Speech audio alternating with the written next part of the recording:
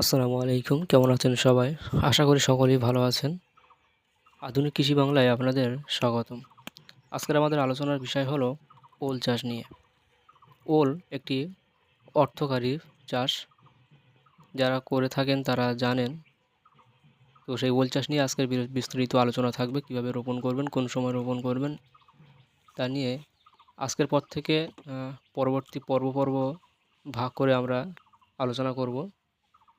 তো প্রতিটি পর্ব আপনারা দেখবেন, বুঝতে পারবেন। তো ওল এইভাবে মুখ বার হলে মানে কলা বার হলে ওলের যদি একটার বেশি কলা বার হয় সেই কলাগুলো আমাদেরকে ভেঙে দিতে হবে রোপণের পূর্বে। ভেঙে না দিলে কী হবে, পরে দেখা যাবে এর থেকে বেশি পরিমাণে গাছ বার হবে, একের অধিক গাছ বার হবে।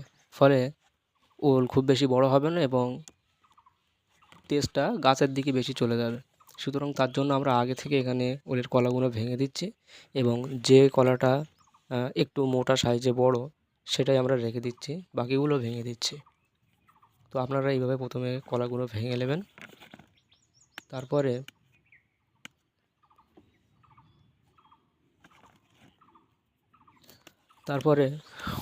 ওলটার পিছন সাইডটা একটু কেটে দেবেন হালকা করে। যদি খুব বেশি শক্ত থাকে তো হালকা করে কেটে দেবেন এবং না হলে হেসো দিয়ে একটু দাগ দিয়ে দিবেন যাতে ওলটা দ্রুত পচে যায়। এই ওলটা থেকেই তো ওল হবে। এই ওলটা আগে পচবে, তারপরে এর থেকে যে গাছটা হবে সেই গাছ থেকে কাঙ্ক্ষিত ওল আপনারা পাবেন। তো এই প্রথম ধাপটা খুবই গুরুত্বপূর্ণ। এখানে সুন্দরভাবে এটা করলে পরবর্তীতে আর তেমন কোনো খাটনি বলে নেই। এভাবে প্রতিটি ওল একটু দাগ দিয়ে নেবেন, কেটে নেবেন যাতে দ্রুত পচে যায়।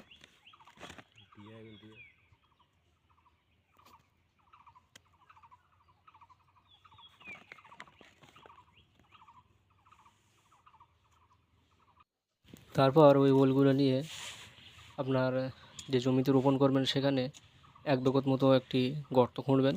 মানে ওলটা যেন ওই মাটির তলায় সম্পূর্ণভাবে চাপা পড়ে এমন একটা গর্ত খুঁড়ে নিয়ে একটা ওল থেকে আরেকটা ওলের দূরত্ব 2 হাত থেকে 2.5 হাত আপনারা দিতে পারেন যদি বড় সাইজের ওল হয়, এবং ওল যদি ছোট সাইজের হয় সেক্ষেত্রে 1.5 থেকে 2 হাত করে গ্যাপ দিয়ে এদিকে ওদিকে এইভাবে গ্যাপ দিয়ে আপনারা সেটা রোপণ করবেন।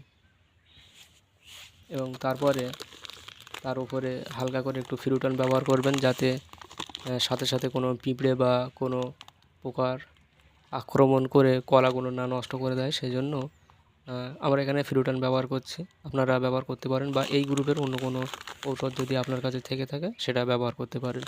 তো এইভাবে প্রথমে উপরের সাইডে একটু ছড়িয়ে দেবেন, ভালোভাবে একটু ছড়িয়ে দিলেই হবে। তো অবশ্যই ফিরুটান ব্যবহার করার সময় একটু সতর্ক থাকবেন যেন খুব বেশি হাতে বা গায়ে না লাগে, এবং পরবর্তীতে ভালোভাবে সাবান দিয়ে হাত ধুয়ে ফেলবেন। সতর্ক অবলম্বন করা অবশ্যই জরুরি, কারণ এগুলো ক্ষতিকারক কীটনাশক। তারপরে এইভাবে হালকা করে মাটিতে চাপা দিয়ে দেবেন, উপরে চাপ দেবেন না, তাহলে কলাটাগুলো চেপে যাবে, ভেঙে যাবার সম্ভাবনা থাকে। হালকা হাতে এইভাবে সুন্দর করে মাটি চাপা দিয়ে দিয়ে পিলের সাথে সমান করে দেবেন, ব্যাস হয়ে গেল।